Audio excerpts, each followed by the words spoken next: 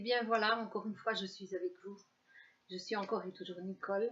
J'ai résolu de faire les vidéos à n'importe quel prix, je vais dire comme ça. On essaye de m'arrêter, on fait tout ce qu'on peut pour m'empêcher de passer l'information. Et c'est donc ce qui va me donner encore plus de force pour le faire. Je vais réellement me mettre au boulot. Je m'y mets. Je n'attendrai pas, par exemple, que cette plaie soit guérie sur ma bouche. Je ne suis pas ici pour faire un défilé de mode, pour faire une démonstration de beauté. Je suis ici pour vous informer. On n'arrête pas de me mettre des bâtons dans les roues. J'ai finalement compris tout ce qui m'est arrivé, tout ce qui m'arrive. Et ça y est, maintenant, je fonce. D'accord ? J'ai déjà commencé les vidéos. Vous en avez déjà peut-être vu un ou deux. J'ai commencé bien sûr par le début et je continue au début. J'ai bien sûr des informations très importantes à vous passer, à vous transmettre, pour vous aider à comprendre tout ce système et pour comprendre, découvrir comment vous pouvez, sans réclamer, sans faire de manifestation, sans faire de révolution, comment vous, individuellement, vous pouvez sortir de ce système et entrer dans un autre système, un système d'équilibre et d'harmonie, de bien-être, de prospérité. C'est bien sûr pour cela qu'on fait tout pour m'empêcher de faire ce service. Ça y est, c'est parti. Et bien sûr, un jour, je vais vous raconter tout ce qui m'est arrivé. Comme j'ai dit, on commence par le début.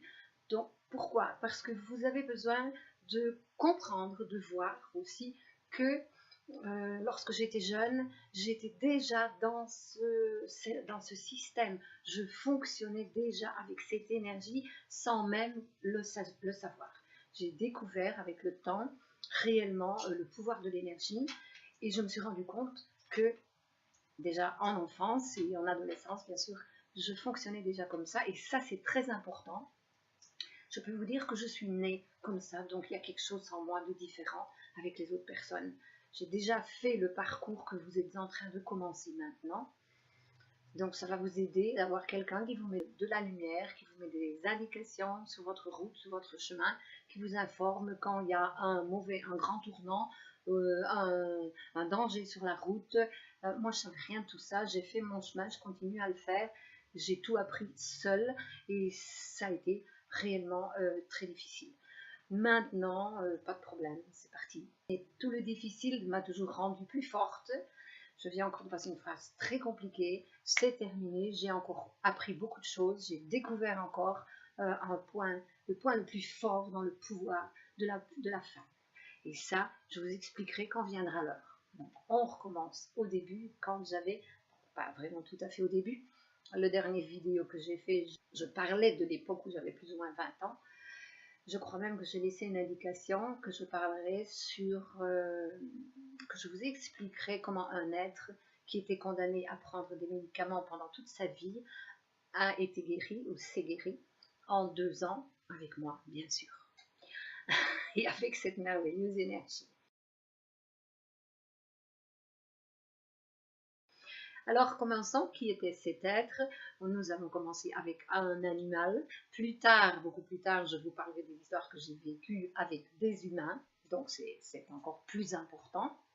Mais déjà avec un animal, c'est super intéressant comme expérience. Donc, à l'époque, j'avais 20 et quelques années.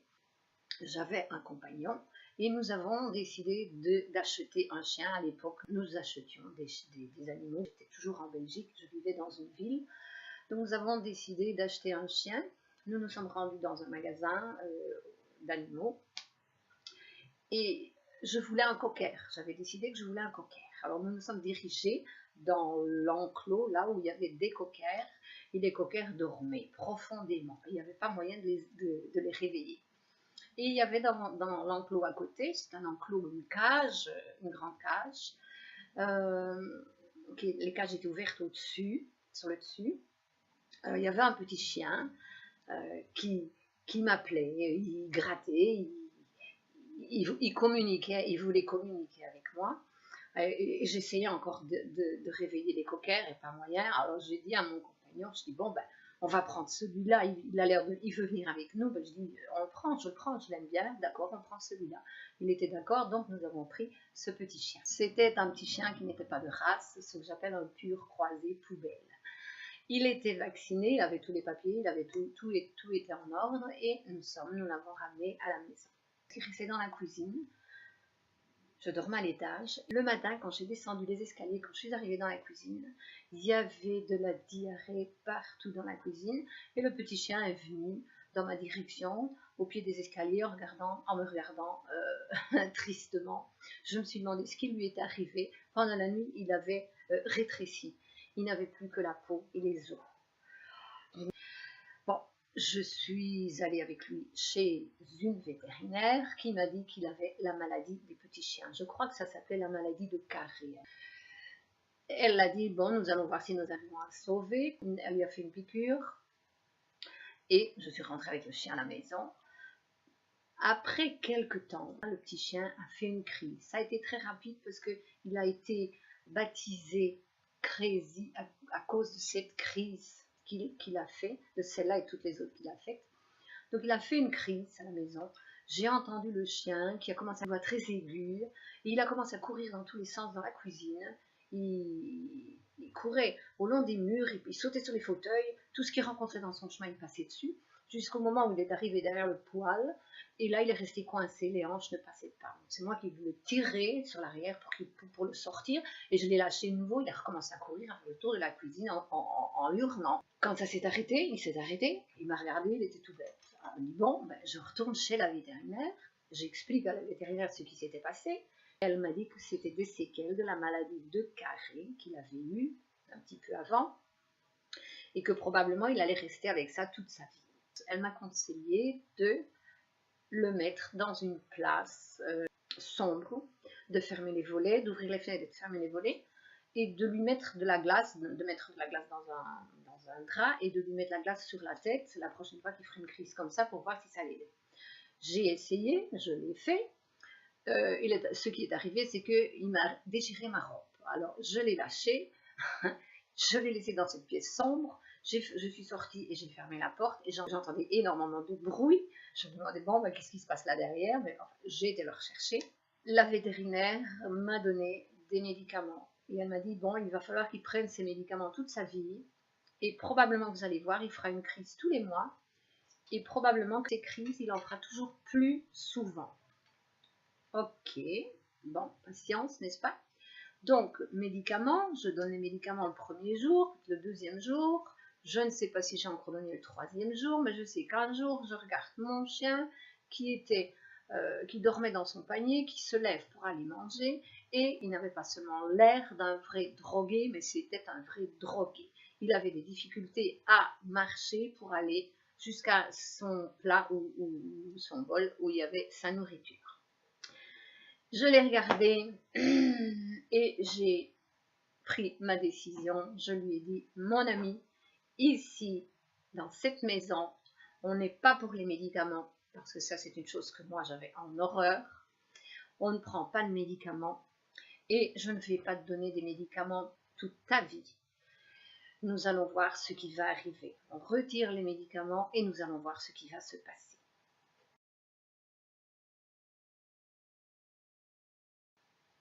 Et c'est ce que j'ai fait. Une fois par mois, le chien qui s'appelait Crazy, il avait ses crises de folie, faisait sa crise. Alors j'étais préparée, je savais ce qu'il fallait faire. J'avais toujours un carton qui était préparé pour fermer le passage derrière le poêle où on ne pouvait plus entrer. Et je le laissais, je fermais tout de suite les autres portes et je le laissais dans la cuisine courir comme ça. Quand on n'était pas chez nous, ça arrivait parfois quand je retournais à la campagne chez mes parents, mais là il était à la campagne, il n'y avait pas de problème. Donc le reste du temps, nous étions en ville dans la maison. J'avais un petit jardin qui était aussi fermé, donc il n'y avait pas de problème. Donc j'étais habituée et mon Dieu, je peux dire que lui aussi. Et toujours quand il terminait une crise, il se regardait tout bête et quand il me disait, mais qu'est-ce qui m'est arrivé? Un beau jour, nous allions à la campagne. J'allais faire 80 km en voiture. J'avais une Renault 5 à l'époque. J'avais tiré la plaque à l'arrière et le chien restait derrière où il avait de la place pour circuler et il faisait tous les voyages de la même façon. De gauche à droite, de droite à gauche, il n'arrêtait pas. Tout le voyage, que ce soit 1 km, 2 km, 3 km, 10, 20, 100, c'était la même chose, c'est ce qu'il faisait. Mais j'étais habituée, il n'y avait pas de problème. c'était normal pour moi. Nous étions dans la campagne, je pourrais même dire dans la forêt. La route passait dans une forêt de sapins dans les Ardennes. C'était très joli d'ailleurs à l'époque. Et à un moment, j'entends le signe d'une crise qui commence.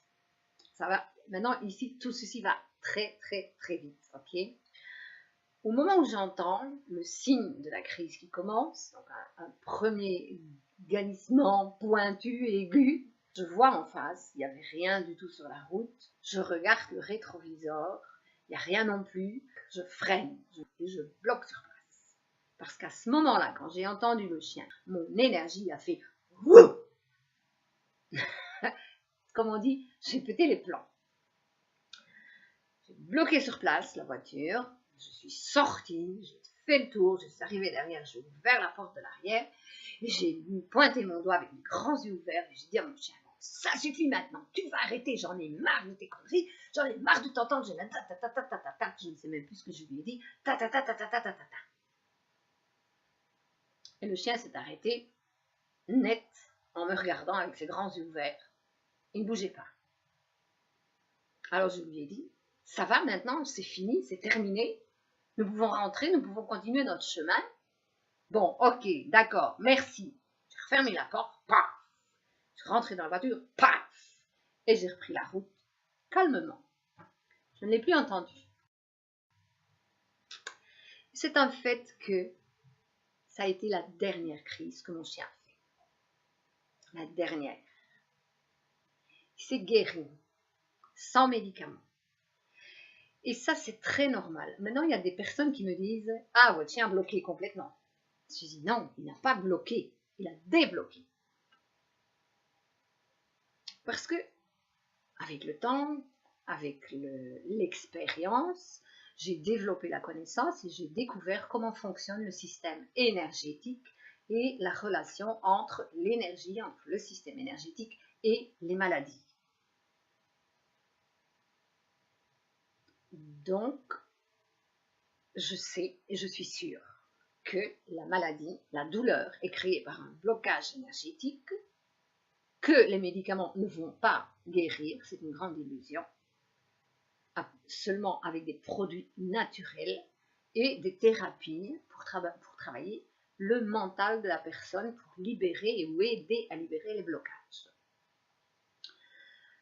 Je sais aussi que nous devons vivre les expériences pour apprendre quelque chose. Chaque expérience nous enseigne quelque chose.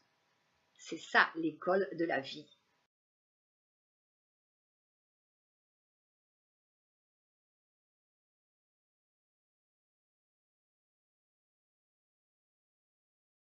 Nous apprenons avec nos expériences.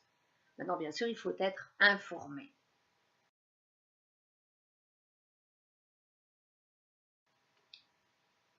Moi, c'est la vie qui m'a informée, ce sont mes expériences, parce que personne ne pouvait le faire pour moi. Ça ne fonctionne pas comme ça dans ce monde. Tout le monde est tout de suite médicament. Et moi, comme vous voyez, j'ai refusé au départ, j'ai dit non, ça suffit, pas de médicaments. J'ai pris ma responsabilité. J'ai agi en conscience. Aujourd'hui, je peux dire que j'agis en conscience et en connaissance de cause et effet. Avant, je ne le savais pas, maintenant je le sais. J'en suis consciente. Je suis consciente du fonctionnement de l'énergie et du corps physique, de ce qui se passe.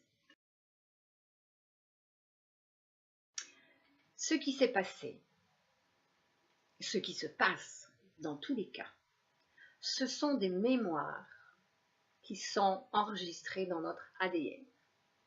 Et elles se reproduisent jusqu'à ce qu'on arrive à les libérer définitivement de forme naturelle. Ce qui veut dire sans toxines. Et toutes nos expériences doivent toujours nous enseigner quelque chose. Et avec toutes nos expériences, nous devons apprendre quelque chose. C'est comme ça que nous développons la connaissance, c'est comme ça que nous grandissons. C'est comme ça que nous développons personnellement. C'est ça que nous faisons ici dans le monde. Croître, acquérir la connaissance pour nous libérer de la souffrance. Maintenant, vous pouvez penser, ouais, c'est facile de faire ça avec un chien, avec un animal. Non, attention, je ne fais pas aux autres ce que je ne veux pas qu'on me fasse à moi. Je le fais aussi avec des personnes parce que je le fais avec moi-même il y a des années. Et je suis ici, en santé, en bonne santé. Et vous pouvez croire que j'ai passé pour énormément de situations. Mais je les ai toutes transformées et libérées. C'est pour ça que je suis ici en train de vous parler avec autant de sûreté. Je suis sûre de ce que je dis. Je suis consciente de cette réalité.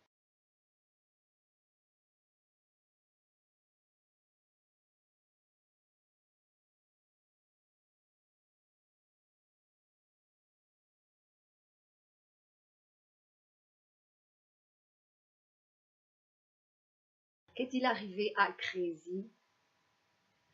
Il a vécu très heureux jusqu'à l'âge de 14 ans.